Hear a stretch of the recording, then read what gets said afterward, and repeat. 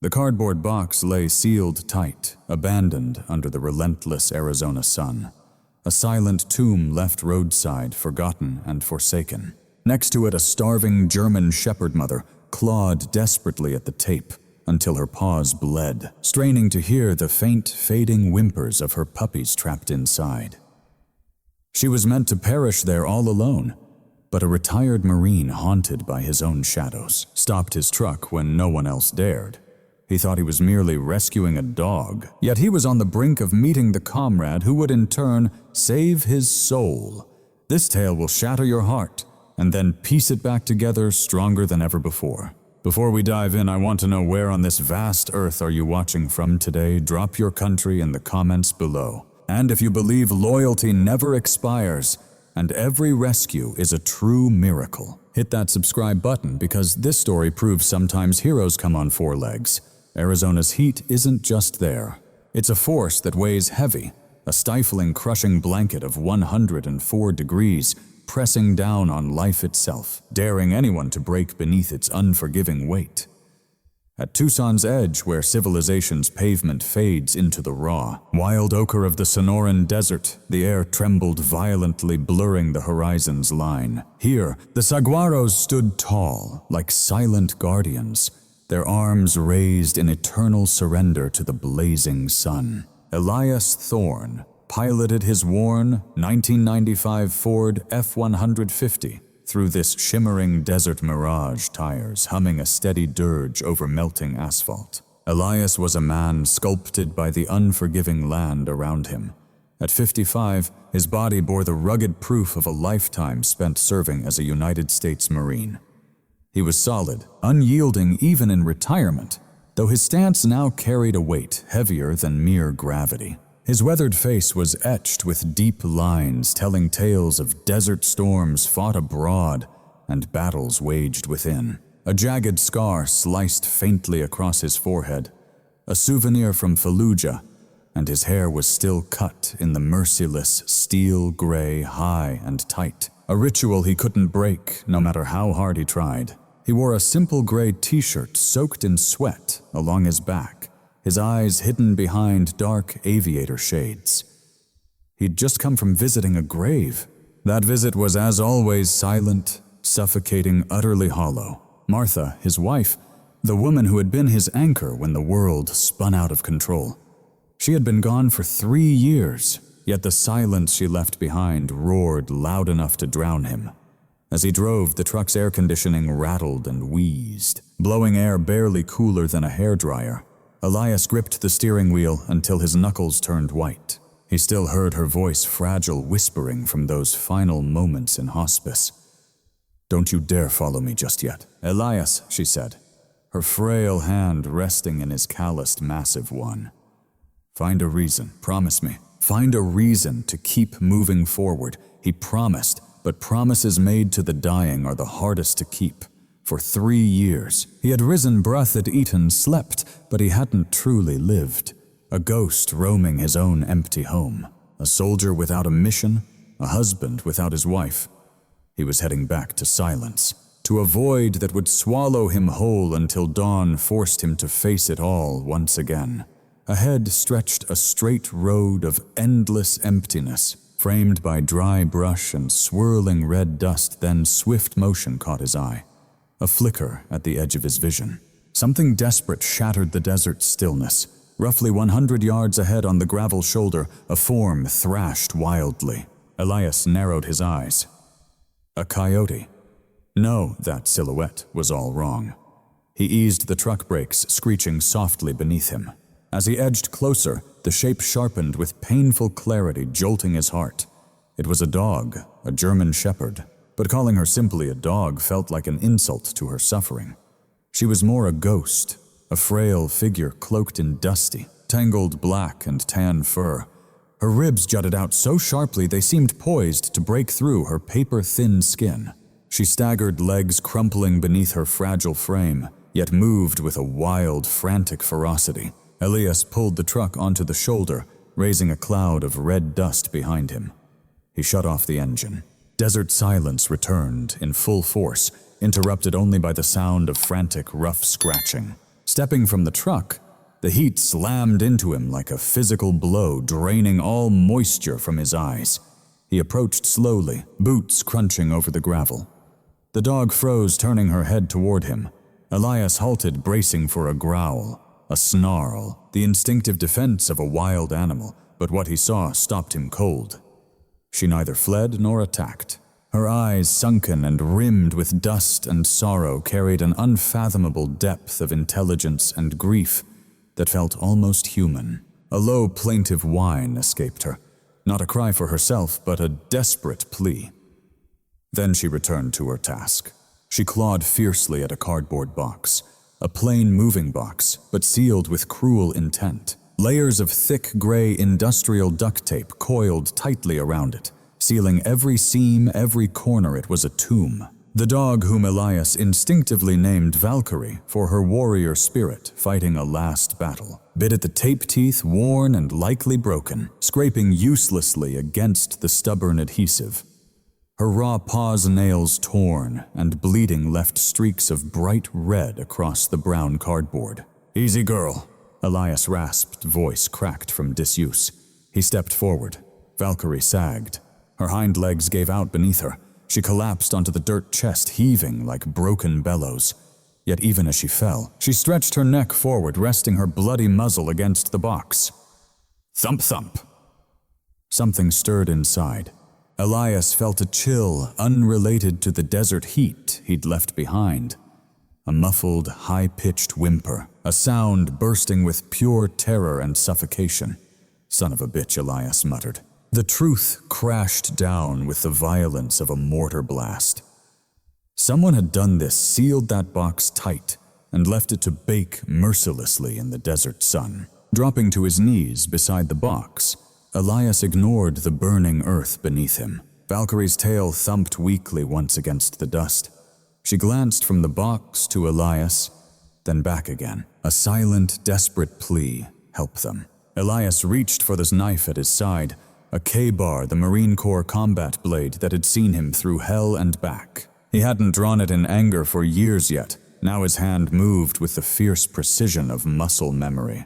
He thrust the blade deep into the stubborn layers of tape, tough and sun-baked like armor. Teeth clenched, he sawed through it with fierce determination, fury swelling in his chest like a storm about to break. He cut through the first layer, then the next, tearing open the cardboard flaps with raw urgency. The first thing that hit him was the stench, a choking blend of urine, fear, and death. Elias leaned in closer, eyes scanning the darkness inside. Two fragile lives lay there, mere weeks-old small bundles of fur. One lay motionless, its body tinged purple, mouth open in a silent scream, frozen in death's cruel grip. The brutal heat had already claimed it. But the other pup shivered violently, soaked in sweat and mess, struggling to draw each ragged breath with quick, shallow gasps. Its eyes squeezed tight, battling the creeping shadows of oblivion. No Elias growled through gritted teeth. Not today. His big, rough hands skilled enough to dismantle rifles in the darkest night, now reached out with fragile care to cradle this flicker of life.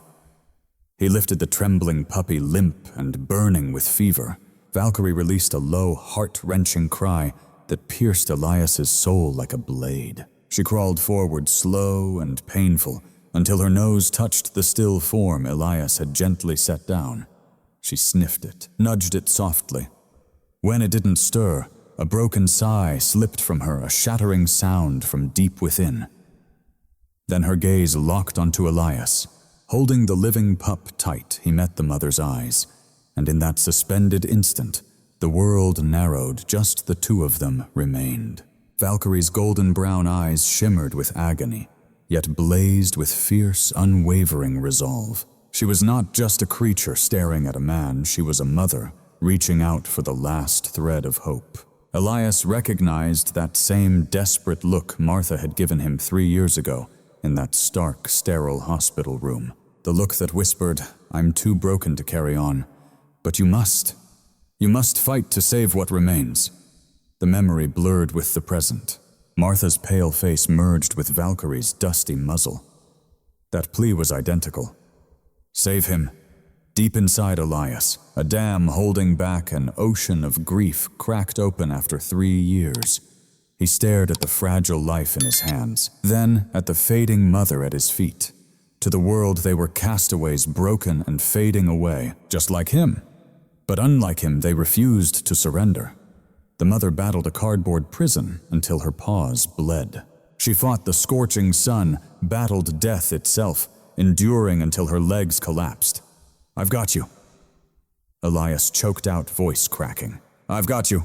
He roared a raw, guttural cry of rage, pain, and defiance that echoed through the barren desert. He screamed at the cruelty of whoever had done this. He screamed for Martha. He screamed for the 3 years wasted waiting to fade away. Gently he lifted the lifeless pup and laid it in the bed of his truck. He refused to leave it to the vultures. Then, ignoring the ache in his wounded knee, he bent and scooped up Valkyrie. Alarmingly light, a fragile bundle of bones yet burning with fierce fever. He held the living pup close to his chest, with one hand supporting the mother with the other. "You're not dying today," Elias vowed. And for the first time in ages, he spoke as much to himself as to them. "That's an order. We're leaving this place." Turning back to his truck under the relentless sun, he felt no heat, only a fierce fire burning within. He carried a purpose, a reason that fueled him. Inside the Ford F-150, it wasn't just a cab, it was a furnace. The air conditioner, struggling to push out a feeble trickle of warm air over the past 20 minutes, finally exhaled its last breath and died. The vents fell silent, and instantly the temperature inside surged, transforming the dusty air into thick, choking heat. Elias cast a sharp glance at the dashboard thermometer. It was maxed out, warning red with relentless intensity. Beyond, the Arizona desert blurred into a hostile canvas of blistering yellows and reds. His eyes dropped to the passenger seat. The puppy, the little soul he had quietly named Phoenix, was fading fast. The fragile creature lay limp amidst the mess of grimy rags Elias had hurriedly gathered. Despite the brutal heat pressing down, the puppy trembled, its tiny body plunging into cold shock. A cruel irony of nature dying of cold inside an oven. Elias didn't waste a second. He slammed on the brakes, skidding the truck hard onto the shoulder gravel, crunching fiercely beneath the tires. He tore off his sweat-drenched gray t-shirt, tossing it onto the dashboard. His bare chest bore the story of his life, broad, powerful, etched with ragged white scars, a patchwork of shrapnel wounds and surgery's souvenirs from a life shadowed by war. He reached out and gently scooped up the puppy as light as a fallen sparrow. "Come here," Elias murmured, voice thick with feeling. He pressed the puppy close to his skin, right over his heartbeat, wrapping the open flannel shirt loosely around both of them, fashioning a fragile pouch of warmth and hope. Skin against skin. A life-saving technique medics use for fragile newborns, a transfer of strength from the strong to the frail. Gritting his teeth, he'd shifted the truck back into gear and slammed the gas pedal. "Listen up," Elias said, glancing down at the small, fragile form against his chest. "You're a Marine's dog now. We never quit. Got that?" The puppy let out a faint, fragile whimper. "I said, do you hear me?" Elias's voice cracked raw with an emotion he hadn't touched in years. It was the steady, commanding tone of a platoon sergeant fighting to keep a wounded soldier alive until the medevac arrives. "You're not allowed to give up. That's an order. Keep breathing. In and out, in and out." Elias felt the erratic flutter of the tiny heartbeat beneath his palm, fluttering like a moth trapped inside a jar. Beside him, resting on the cooler floorboard, Valkyrie stirred weakly. The mother dog was barely hanging on. Her breaths came shallow and ragged, tongue dry and pale, her eyes rolling back as she wrestled with unseen demons. But as Elias spoke, his fierce commands to the puppy, Valkyrie lifted her head with monumental effort. Her neck trembled under the strain. She dragged her chin forward and fixed her gaze on Elias's hand, the hand sheltering her baby close to his heart. No growl, no panic. Instead, with infinite tenderness, she extended her rough, dry tongue and brushed Elias's forearm, A single sandpaper stroke, a solemn pledge, a transfer of trust and command. "He's yours now," her gesture seemed to say. "I'm done. Take the watch." "I've got him, old girl," Elias whispered, swallowing back a sting of sweat and emotion. "I've got both of you." Then the truck betrayed him. There was no bang, no fiery explosion, only a wet, sinister hiss rising from beneath the hood. A quiet betrayal that shattered the fragile battle for survival. A plume of white steam erupted, obscuring the windshield entirely. The engine stuttered with a metallic clang, and the power steering abruptly died, turning the steering wheel into an unyielding stone. The truck coasted to a stop. No, Elias growled in frustration. He turned the key. Click, click, click. Silence followed, heavy, absolute, suffocating.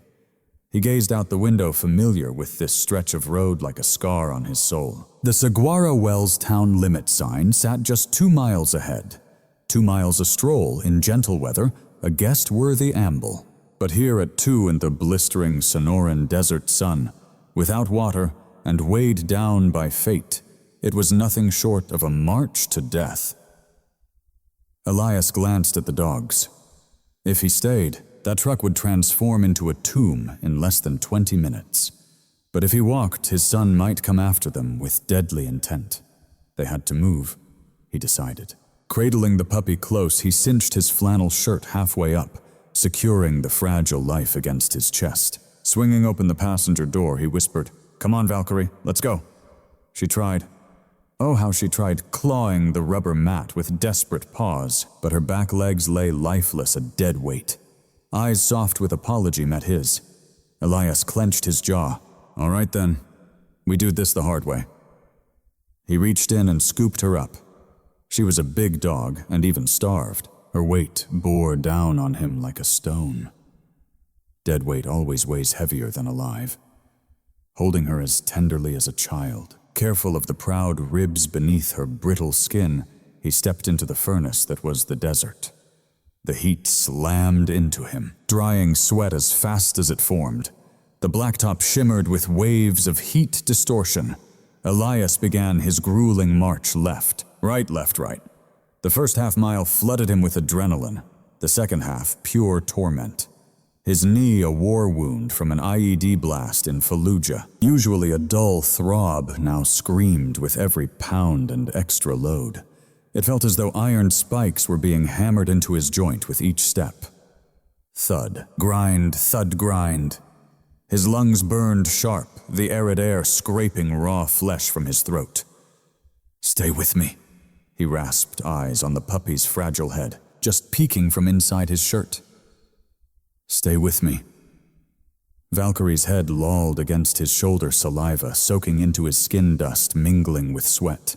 She was dead weight now, completely limp. "You're carrying a corpse," a dark voice hissed in his ear, just like before. "You couldn't save Martha. You won't save them."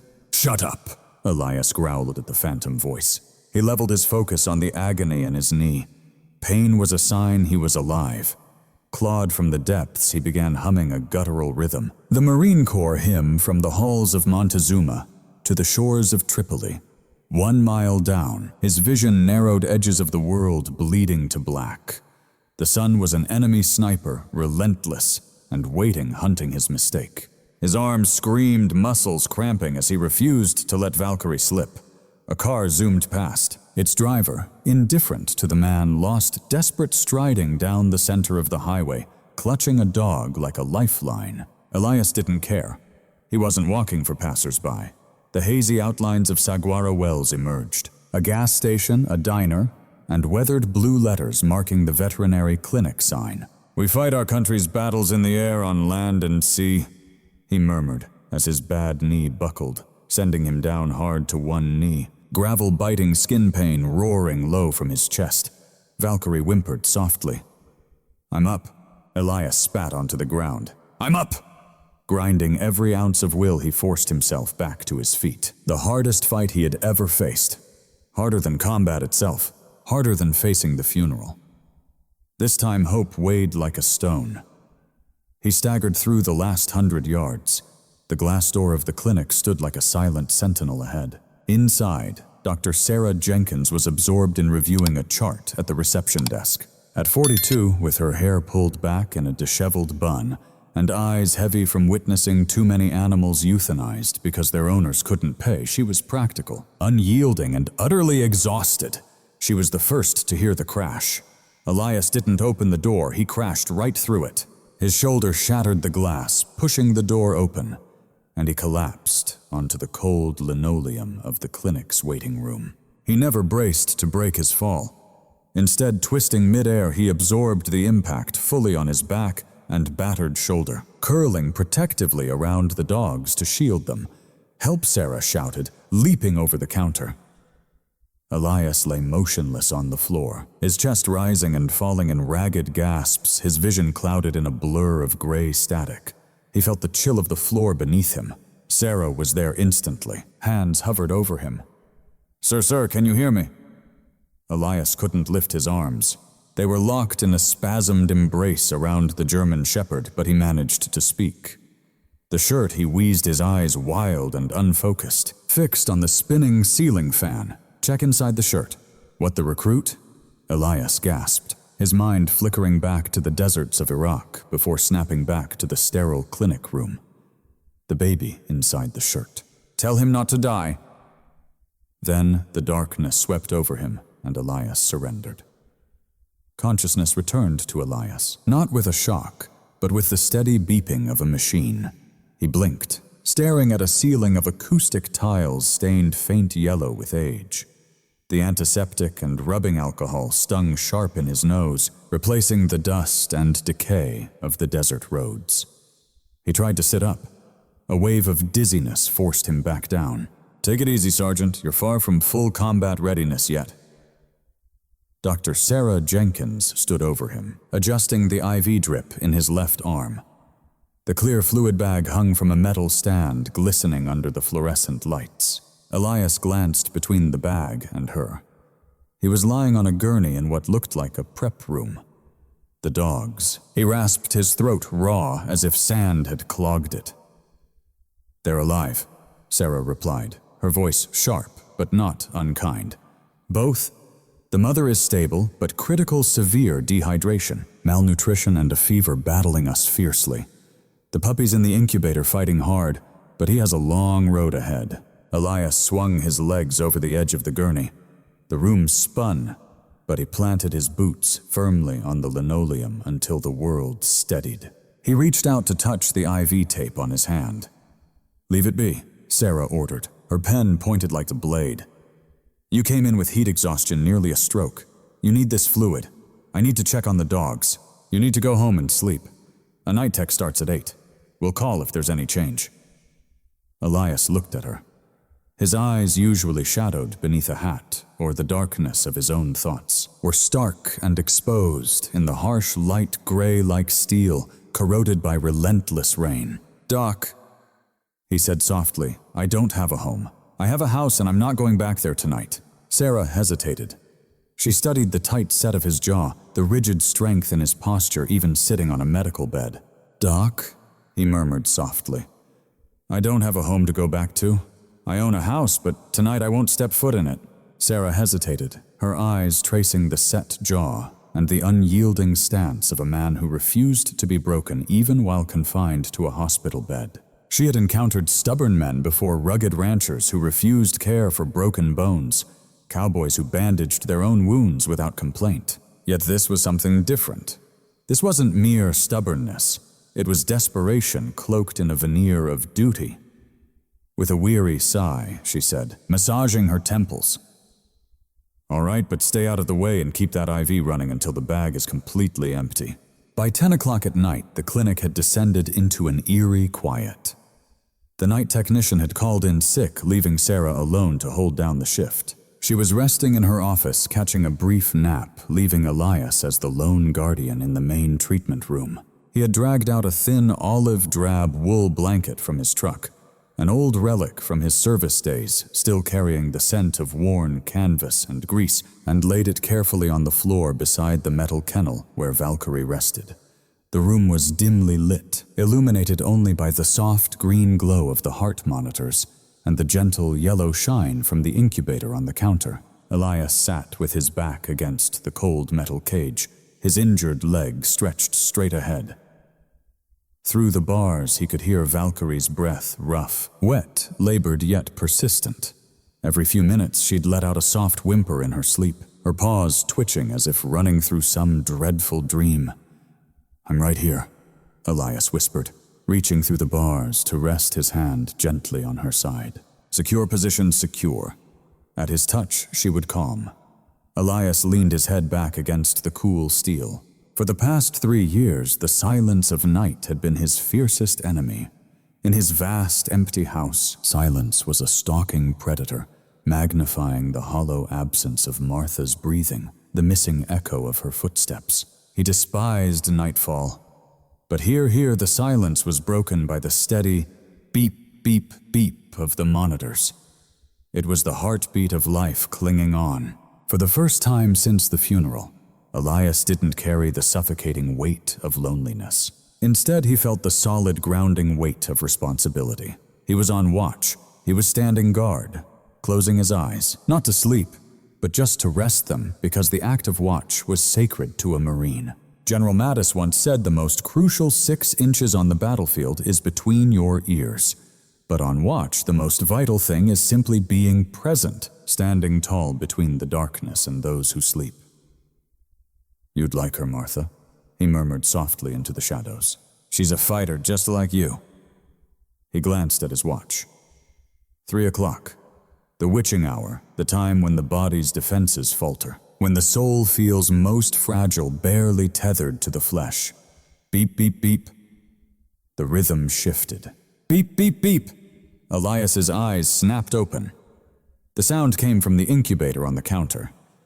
He jumped to his feet, ignoring the sharp protest from his knee. He rushed to the glass enclosure where Phoenix lay. The puppy, small as a field mouse and fragile as wet tissue, was motionless. The tiny chest that had risen and fallen in jagged spasms was still. The monitor emitted a high-pitched, continuous shriek. "Beep!" Doc Elias yelled, his voice piercing the heavy silence of the clinic. He flung open the incubator lid. Phoenix's skin had turned a haunting shade of gray-blue. Sarah burst out of the office, her hair wild and eyes sharp with urgency. She pushed Elias aside and pressed her stethoscope to the puppy's chest. After 2 seconds, she pulled away, her expression grave. "He's gone into respiratory arrest. His heart is failing," she said, grabbing a tiny syringe. "Adrenaline, but Elias, he's just too weak." His lungs lay half-empty, worn from the ordeal. She plunged the adrenaline straight into the puppy's tiny thigh. Nothing stirred. The relentless beep of the flatline filled the room. Sarah bowed her head in defeat. "It's over. He's slipping away. We have to let him go." "No." Elias growled low, his rough hands crashing into the incubator. "Move aside. Elias, you can't force a lifeless heart to beat. I told you get out of the way." Elias towered over the fragile figure, his hands like weapons of battle. Those hands were forged to grip rifles, dig trenches, and break through barriers. Now facing this tiny creature smaller than a hand grenade, his mighty hand seemed awkward and out of place. But Elias didn't see a puppy, he saw a fallen comrade. He extended his rugged right thumb, scarred and rough as sandpaper. Gently, he pressed it against the pup's ribcage, right where a heart should flicker. "Come on," he whispered. He began the count 1, 2, 3, 4. It was a fragile, terrifying rhythm. Too hard meant snapping brittle ribs like dry twigs. Too light, and blood wouldn't flow. He hunted the impossible balance. "Pump, pump, pump, pump, breathe!" "Damn you," Elias commanded. "I'm giving you an order." He bent down, cupping the small muzzle with his mouth, breathing a tiny life into the lungs. He watched the chest lift. Back to the thumb pump pump. Pump, pump. Sarah froze, watching in stunned silence. She'd seen grief before, crying, begging, screaming, but never a battle against death with such fierce, raw determination. "Come on," Marine Elias murmured, sweat dripping from his brow to the cold steel beneath. "Don't give up on me, don't you dare." The monitor's drone cut in. Beep. 1 long minute passed. Elias Sarah's voice broke softly. "Shut up. Pump, pump, pump." Elias shut his eyes, transported from this sterile room to the blazing desert holding a child wounded by a mine, back to the hospital bed, his hand gripping Martha's, fighting for a pulse that wasn't there. He had lost them all, every single one. Not this one. He pressed his thumb down again, pouring every shred of his will, every fragment of his grief, every stubborn defiance against life's cruelty into that single motion. Beep! The sound was faint, almost a whisper. Elias doubted he heard it. He froze. Beep. Then a cough, a faint, ragged gasp from the gray bundle on the table. Phoenix twitched, his mouth parted, sucking in a deep, shuddering breath. The gray drained away, replaced by a soft, pink glow. Beep, beep, beep, the rhythm returned stronger, faster. Elias slumped, forehead resting on the cold metal edge of the incubator, breathing in ragged gasps that matched the pups. He looked to Phoenix. The little fighter moved weak legs, kicking, struggling to live. The weight that had held Elias upright for hours, for years, snapped suddenly. A harsh, broken sound tore from his chest, the sound of a man who had long forgotten how to weep. Tears hot and fast carved paths through grime and dust on his cheeks. They fell dripping to the floor. He didn't wipe them away, couldn't. His hands trembled too violently. Reaching out with a trembling finger, he gently stroked the puppy's head. "Doc," he choked, eyes downcast. "Check him."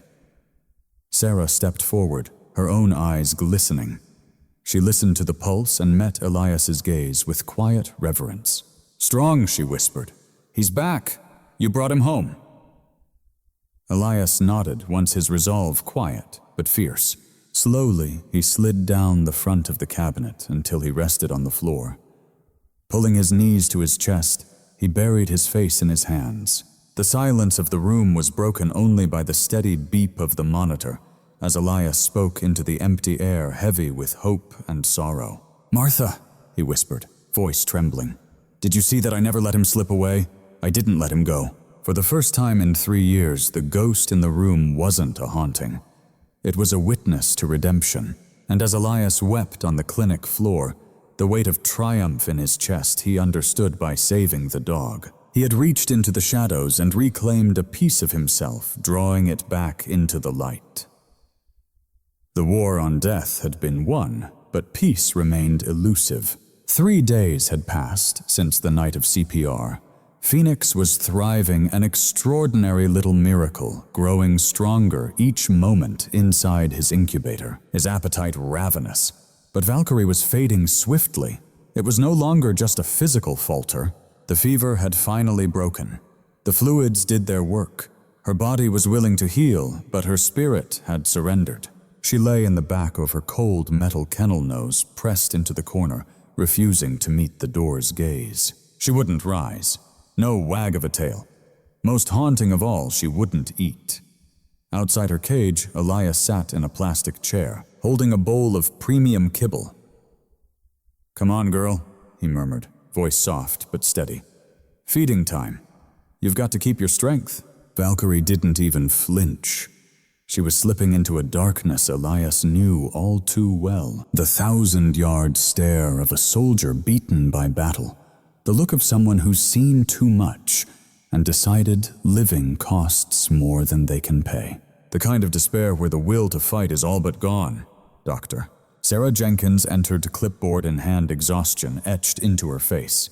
She lingered at the threshold, watching the silent exchange before stepping forward. "Elias," she said softly, "we need to talk."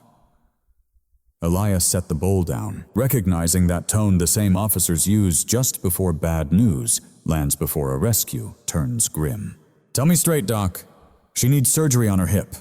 The x-rays reveal an old fracture healed poorly, and the infection from her paw has spread into the bone. We can't fix it outright, but she must be strong enough to endure anesthesia." Sarah hesitated, tapping the clipboard against her thigh.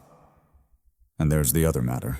The bill, the intensive care incubators, antibiotics, the surgery ahead. Elias, we are looking at $5,000, maybe $6,000. I waived my professional fees, but the cost of medicine and equipment is non-negotiable. Elias stared at the clipboard. $6,000. His pension barely covered the ranch mortgage and bills. His savings had been drained 3 years ago, caring for Martha at the end. He was rich in land, but poor in cash, living paycheck to paycheck in a house too large, too quiet. "I'll take care of it," he said flatly, final. "Set up a payment plan if you must. I said I'll take care of it."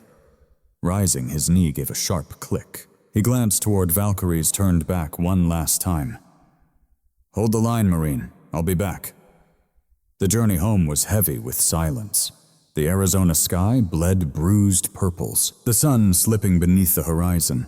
Elias eased into his driveway, the engine fading into quiet. The house greeted him with a heavy, suffocating silence. He didn't step inside. Instead, he made his way toward the detached garage.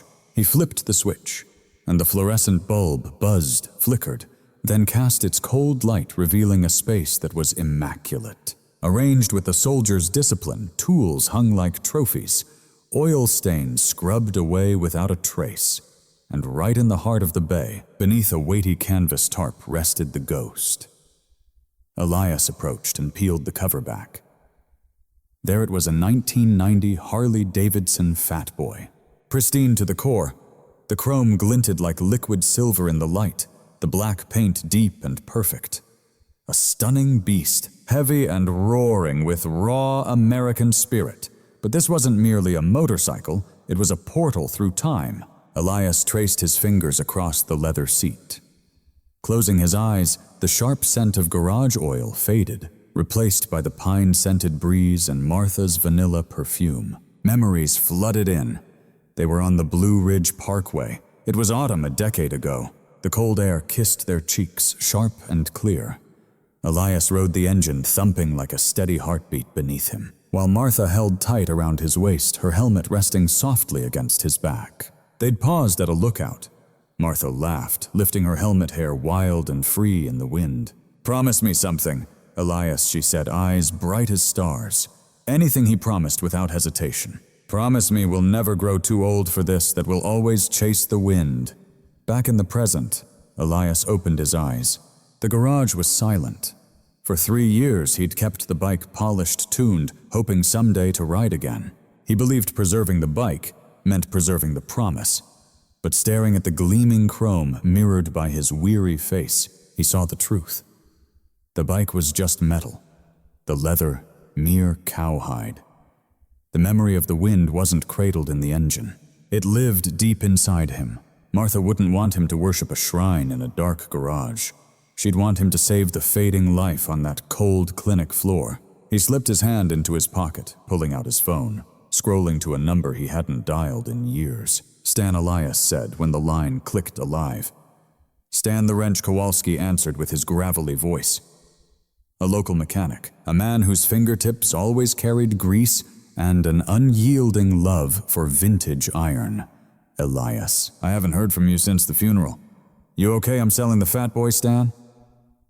Silence hung heavy on the other end. "Elias, that's Martha's bike. You two took it everywhere.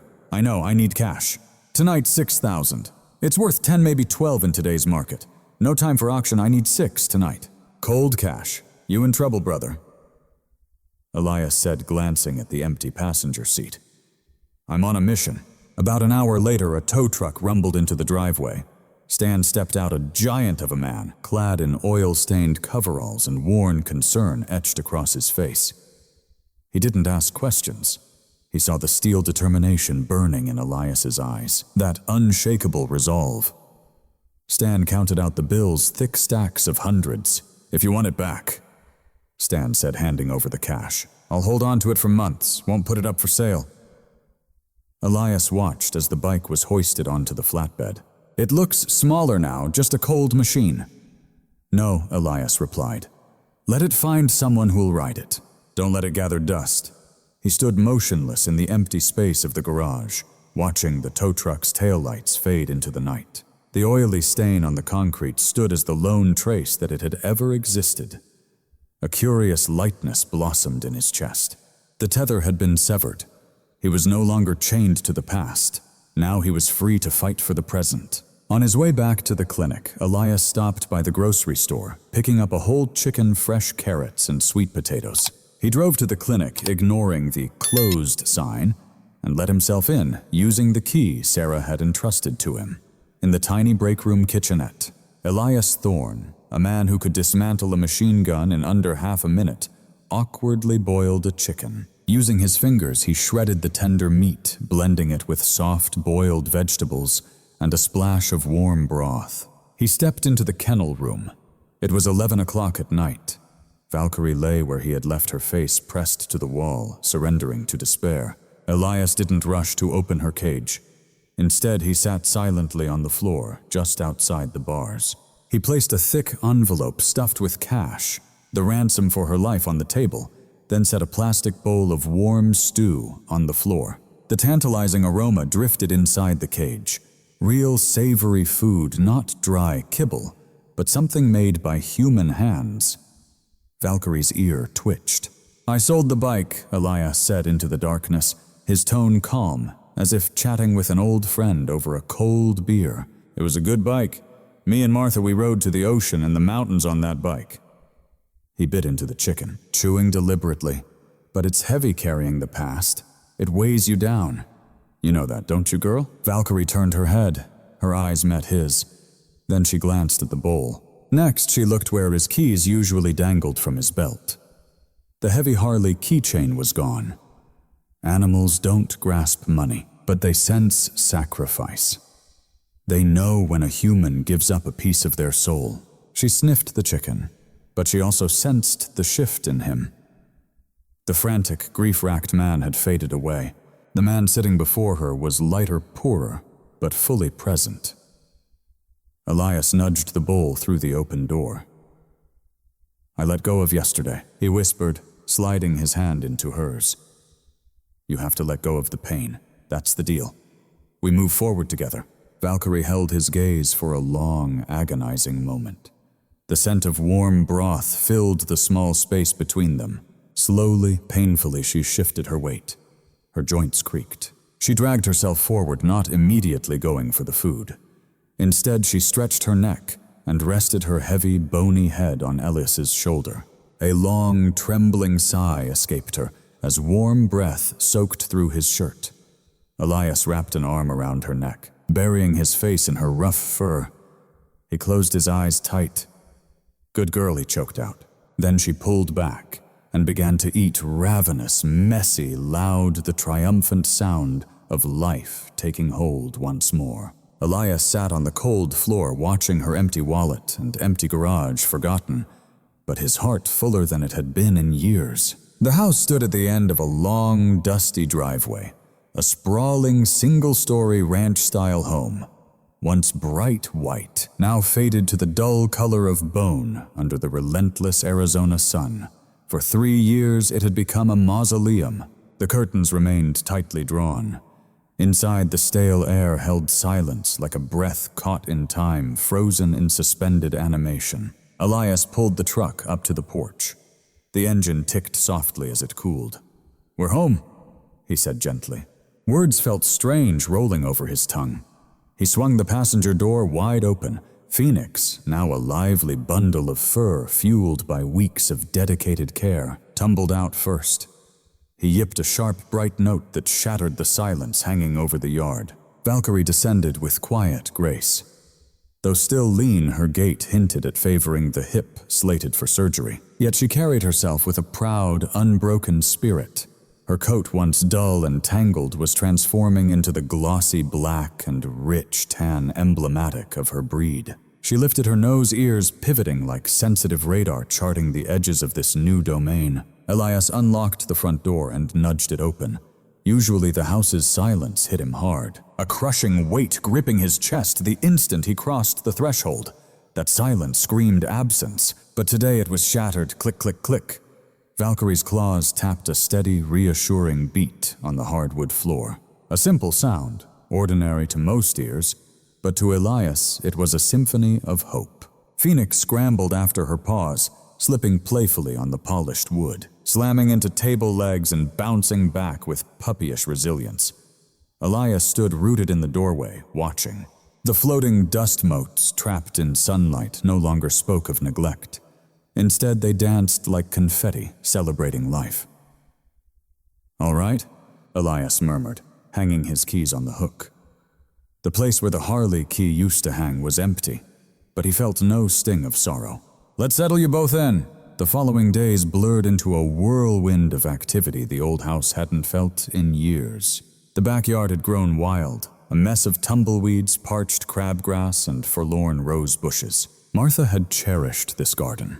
After her passing, Elias surrendered it to the desert, unable to face blooms without her watching. But now he attacked the chaos with the precision of a soldier clearing a war zone. His shirt was off beneath the relentless sun sweat, tracing each hardened muscle on his back, pulling out dead roots, raking away years of neglect. To Phoenix, this was the best game ever created. The puppy lunged into heaps of leaves, growling fiercely at sticks hauling branches far bigger than himself across the patio. Elias found himself leaning heavily on the rake, wiping his brow. And then he did something he hadn't done in ages. He laughed. A deep, rusty chuckle that came from the soul. Valkyrie, true to her nature, didn't join the play. She was sentinel. She patrolled quietly, resting under the shade of the porch, golden eyes locked on Elias's every action, always vigilant. Whenever he paused for a drink, she would trot over gently, nudge his hand with a wet nose, then return to her watchtower. They were a team, a battle-hardened trio, but the greatest transformation came when darkness settled. For 3 long years, Elias battled a losing fight against the night. Insomnia was relentless. He would lie awake in the master bedroom staring up at the ceiling fan, desperate for sleep that refused to come. Eventually he'd rise and wander the halls like a restless ghost, double-checking locked doors, gazing out at the empty desert haunted by memories that wouldn't fade. The first night the dogs were home, Elias braced himself for the usual restless routine. He set out a dog bed in the corner of the room, but Valkyrie paid it no mind. Instead, she padded to the bedroom door and circled 3 times. She stretched out boldly across the threshold, her body a shield blocking the entryway.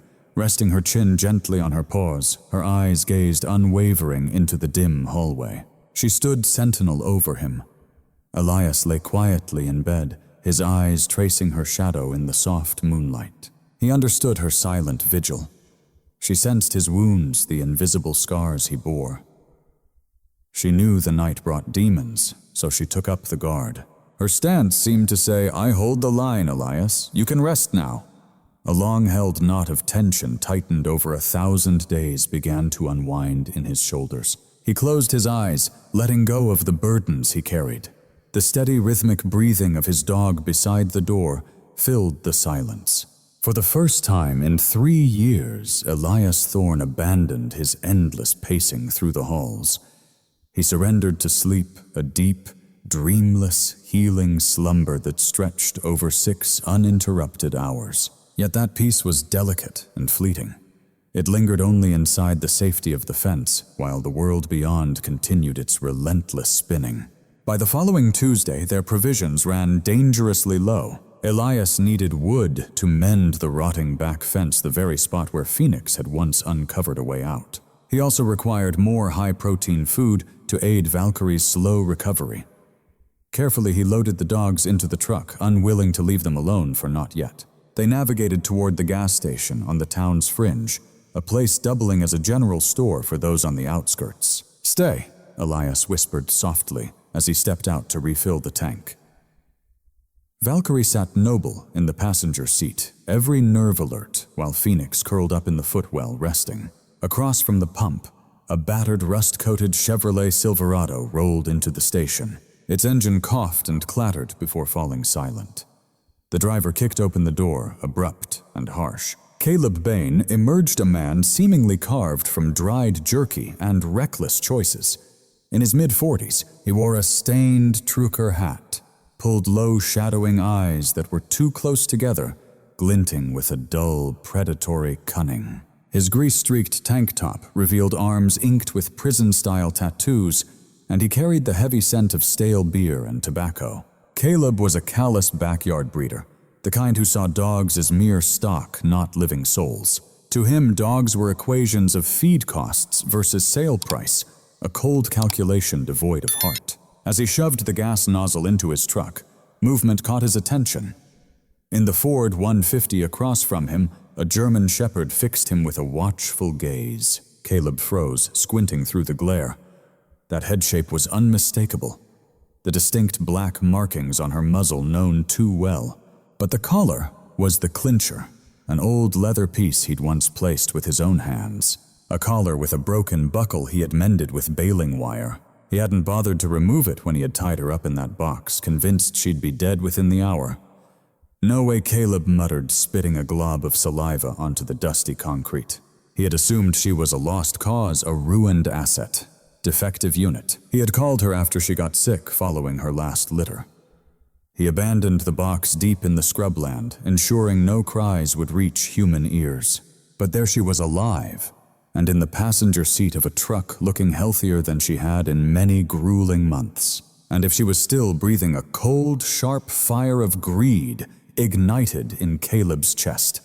That was a purebred German shepherd, even without registration papers. She had the capacity to produce 2 more litters before giving out completely. That was an easy $2,000, and the puppies, if any survived, could fetch a good price too. Elias re-emerged from the store, his hands clutching 2 bags of ice. He remained oblivious to Caleb, his focus solely fixed on the dogs.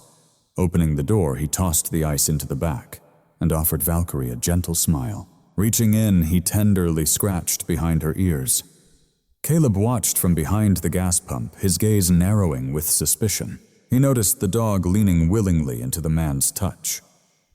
"That's my investment," Caleb thought fiercely. "That dog belongs to me." Elias climbed into his truck and pulled away, steering back towards the barren desert road. Caleb made no move to fill his gas tank. Slamming the nozzle back onto its hook, he ignored the lingering dollars on the meter, then jumped into his Silverado and ignited the engine. The truck roared to life with a smoky cough, his headlights remaining off even as dusk draped the landscape.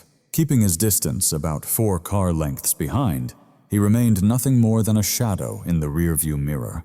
Elias drove calmly, unaware that a ghost from the dog's past was silently pursuing them. He turned onto the long, dusty road winding toward his ranch. Caleb slowed, watching the dust cloud settle behind the Ford. He spotted the mailbox marking the end of the long driveway. "Gotcha!"